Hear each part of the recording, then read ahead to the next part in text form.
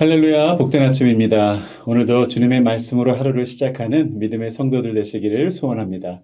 우리 다 함께 찬송하시겠습니다.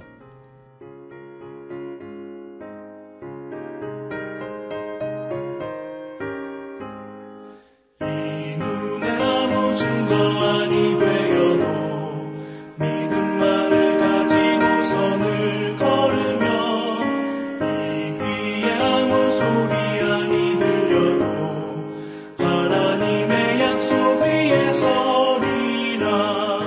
걸어가세 믿음 위에 서서 나가세 나가세 의심 버리고 걸어가세 믿음 위에 서서 눈과 귀에 아무 증거 없어도 이 눈이 보기에는 어떠하든지 이미 얻은 증거대로를 믿으며 이 맘에 의심 없이 살아갈 때에 우리 소원 주 안에서 이루리.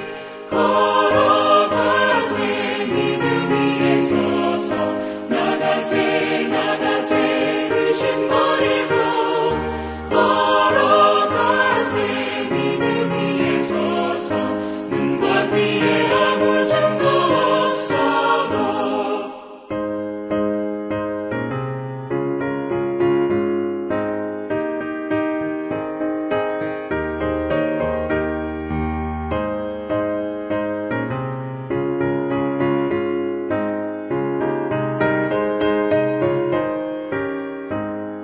주님의 거룩함을 두고 맹세한 주 하나님 아버지는 참 이쁘다.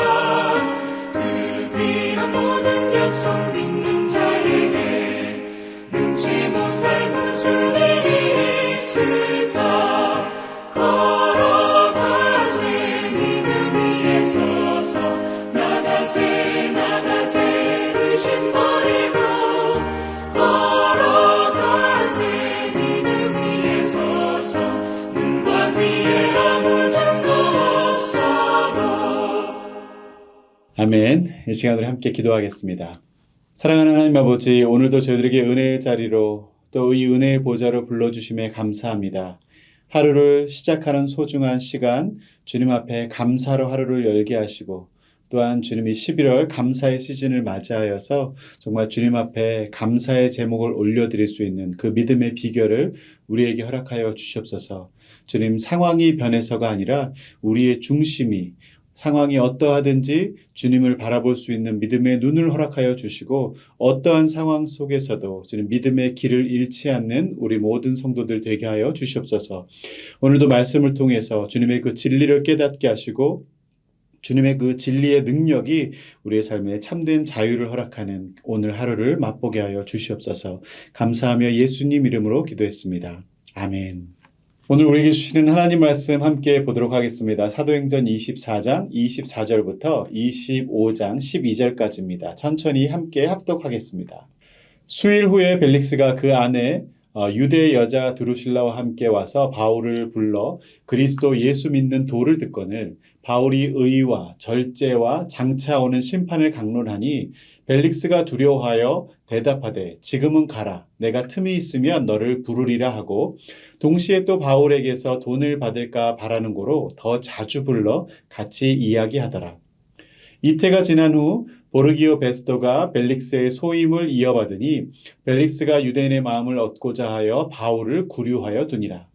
베스토가 부임한 지 3일 후에 가이사랴에서 예루살렘으로 올라가니 대제사장들과 유대인 중 높은 사람들이 바울을 고소할세 베스토의 호의로 바울을 예루살렘으로 옮기기를 청하니 이는 길에 매복하였다가 그를 죽이고자 함이더라. 베스토가 대답하여 바울이 가이사랴에 구류된 것과 자기도 멀지 않아 떠나갈 것을 말하고 또 이르되 너희 중 유력한 자들은 나와 함께 내려가서 그 사람에게 만일 옳지 아니한 일이 있거든 고발하라 하니라. 베스토가 그들 가운데서 8일 혹은 10일을 지낸 후에 가이사랴로 내려가서 이튿날 재판 자리에 앉고 바울을 데려오라 명하니 그가 나오매 예루살렘에서 내려온 유대인들이 둘러서서 여러 가지 중대한 사건으로 고발하되 능히 증거를 대지 못한지라. 바울이 변명하여 이르되 유대인의 율법이나 성전이나 가이사에게나 내가 도무지 죄를 범하지 아니하였노라 하니 베스도가 유대인의 마음을 얻고자 하여 바울더러 묻되 네가 예루살렘에 올라가서 이 사건에 대하여 내 앞에서 신문을 받으려느냐. 바울이 이르되 내가 가이사의 재판 자리 앞에 섰으니 마땅히 거기서 신문을 받을 것이라. 당신도 잘 아시는 바와 같이 내가 유대인들에게 불의를 행한 일이 없나이다. 만일 내가 불의를 행하여 무슨 죽을 죄를 지었으면 죽기를 사양하지 아니할 것이나 만일 이 사람들이 나를 고발하는 것이 다 사실이 아니면 아무도 나를 그들에게 내줄 수 없나이다. 내가 가이사께 상소하노라 한데 베스도가 배석자들과 상의하고 이르되 네가 가이사에게 상소하였으니 가이사에게 갈 것이라 하니라. 아멘. 사랑하는 성도 여러분, 계속해서 우리가 사도행전 말씀을 묵상하고 있는데요. 오늘 읽은 본문을 보면 사도 바울은 지금 감옥에 있습니다. 그리고 로마 총독 벨릭스가 재판을 맡고 있지만 그의 재판은 결코 공정하지 않았습니다. 벨릭스는 바울을 두려워하긴 했지만 복음을 받아들이지는 않았죠. 그리고 바울은 쇠사슬에 묶였지만 복음을 결코 포기하지 않았습니다. 오늘 본문에 보면 이 두 종류의 사람이 등장합니다. 복음은 듣기는 했지만 묶여있는 사람 벨릭스, 또 겉으로는 결박되었지만 자유한 사람 바울. 이 대조되는 대비 속에서 하나님은 우리에게 묻습니다. 너는 복음 앞에서 어떤 사람인가? 여러분은 어떤 사람이십니까? 오늘 25절 말씀 한번 볼까요? 바울이 의와 절제와 장차 오는 심판을 강론하니 벨릭스가 두려워하여 대답하되 지금은 가라. 내가 틈이 있으면 너를 부르리라 하고. 네, 벨릭스는 로마 총독으로 권력을 가졌지만 하나님의 말씀 앞에서는 두려움이 있었습니다. 그래서 바울이 죄수로 묶여 있지만 이 복음 안에서 오히려 이 권세자인 벨릭스보다 더 담대한 자가 바울이었죠. 바울이 전한 내용은 크게 세 가지였습니다. 첫 번째는 의, 그 다음에 두 번째는 절제, 그 다음에 세 번째는 장차 오게 되는 이 심판. 이는 권력자 벨릭스에게 가장 불편한 메시지였습니다. 왜냐하면 그는 불의한 사람이었고요. 방탕했고 하나님을 두려워하지 않는 사람이었기 때문입니다. 그럼에도 바울은 눈치 보지 않고 복음을 숨기지 않았습니다. 그는 복음의 진리를 사람들의 눈치보다 하나님의 진리 앞에서 담대히 전했던 것이죠. 오늘날 우리에게도 이러한 담대함이 필요합니다. 사람의 인정이나 평가보다 하나님 앞에서 우리가 정직하게 서는 용기, 그것이 참된 복음의 힘인 줄 믿습니다. 두 번째로 생각해 보면 26절 한번 볼까요? 동시에 또 바울에게서 돈을 받을까 바라는 거로 더 자주 불러 같이 이야기하더라 라고 했거든요. 벨릭스는 진리를 들었지만 돈에 눈이 먼 사람이었습니다. 그는 복음을 이해는 했는데 복음을 선택하지는 않았어요. 자주 들었다는 건 그만큼 그 말에 끌린다는 소리거든요. 하지만 그 복음을 받아들이지는 않았다는 것입니다. 그의 마음속에는 여전히 세상의 유익이 더 컸다는 것입니다. 그 결과 그는 두려움으로 시작했으나 결국 탐욕에 사로잡혀 사도 바울을 2년 동안이나 더 가두어두는 행동을 하게 되죠. 여기서 우리는 복음을 자꾸 미루는 사람들의 특징을 보게 됩니다. 이런 사람들은 하나님은 알지만 순종은 나중으로 미룹니다. 양심에는 찔리지만 그렇다고 해서 내가 변화를 결단하기는 피합니다. 그리고 그 미룸의 연속이 결국은 거절이 됩니다. 복음을 받아들이지 않는 것이죠. 혹시 우리에게도 이제는 가라, 나중에 들으리라 하는 그런 마음이 있지는 않습니까? 복음은 나중이 아니라 지금 이 결단의 시간에 여러분들이 받아들이셔야 됩니다. 지금입니다. 지금. 오늘 회개하고 오늘 순종하는 자가 진정한 신앙의 복을 누리게 될 줄 믿습니다. 세 번째 말씀 보면 우리 25장 3절 한번 볼까요? 베스도의 호의로 바울을 예루살렘으로 옮기기를 청하니 이는 길에 매복하였다가 그를 죽이고자 함이더라. 이 벨릭스가 떠나고 새로운 총독 베스도가 부임을 했어요. 그러니까 이제 유대 지도자들은 여전히 바울을 죽이려고 합니다.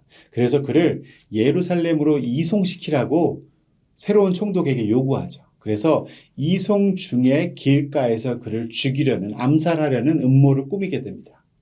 그러나 하나님은 그 음모 속에서도 바울을 로마로 보내실 계획을 이루십니다. 9절 볼까요? 베스도가 유대인의 마음을 얻고자 하여 바울더러 묻되 네가 예루살렘으로 올라가서 이 사건에 대하여 내 앞에서 신문을 받으려느냐? 지금 예루살렘으로 보내려고 지금 베스도가 얘기하고 있죠. 10절 뭐라고 합니까? 바울이 이르되 내가 가이사의 재판 자리 앞에 섰으니 마땅히 거기서 신문을 받을 것이라. 바울이 한 말은 나는 예루살렘이 아니라 가이사의 재판을 받겠다라고 상소하는 것입니다. 가이사가 누굽니까? 카이사르. 바로 로마 황제를 이야기하는 것입니다. 나는 예루살렘이 아니라 로마 황제의 재판 자리에 서야 한다고 분명히 말하고 있는 것이죠.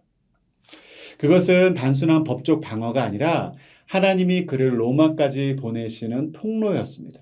겉으로 보면 바울은 억울한 재판을 받는 죄수의 모습이지만 하나님은 그 모든 과정을 통해서 복음이 로마까지 가는 길을 열고 계시다는 것입니다. 참 놀랍지 않습니까? 우리도 억울한 상황, 답답한 현실 속에서 하나님이 일하고 계심을 믿어야 합니다. 사람의 판단 뒤에서도 우리의 지각의 능력에 뛰어넘어서 하나님의 역사의 손길은 정확하게 일하고 있다는 사실을 기억하시기 바랍니다. 사랑하는 성도 여러분, 오늘 말씀을 정리하면서 벨릭스는 자유인이었지만 죄에 묶여있는 사람이었고 바울은 재판을 받느라 결박된 사람이었지만 복음 안에서는 자유한 사람이었습니다. 이것이 복음의 역설입니다. 진짜 자유는 환경이 아니라 진리 안에 있을 때 누리는 것입니다. 진리가 너희를 자유케 하리라. 세상은 자유를 내가 하고 싶은 거 뭐든지 할 수 있는 그런 상태라고 얘기하지만 하나님은 자유를 무엇이 옳고 그른지를 알고 옳은 것을 행할 수 있는 상태라고 말씀하십니다. 바울은 감옥에서도 자유했고요. 총독은 궁전에 살면서도 묶여있는 자였던 거죠. 왜냐하면 바울은 진리 안에 있었고 총독은 욕심 안에 있었기 때문입니다. 사랑하는 성도 여러분, 우리는 어디에 묶여 있습니까? 진리 안에 계십니까? 아니면 세상의 온갖 욕심에 사로잡혀 계십니까? 나는 복음을 듣고도 미루고 있는 사람은 아닌지, 환경이 나를 묶을 때, 나를 곤고하게 할 때 내 믿음은 여전히 자유로운지, 억울한 상황 속에서도 하나님의 뜻을 신뢰하고 있는지 돌아보시길 바랍니다. 틴켈러 목사님은 자기 생애 마지막 설교 중에 이렇게 말했습니다. 복음은 세상의 그 어떤 쇠사슬에도 묶이지 않는다. 오히려 복음은 쇠사슬 속에서 가장 밝게 빛난다. 네, 바울의 인생이 바로 그 증거입니다. 그는 쇠사슬에 묶였지만 복음은 그의 입을 통해 더 멀리 퍼져갔습니다. 오늘도 우리도 그 복음을 품고 하루를 시작하길 원합니다.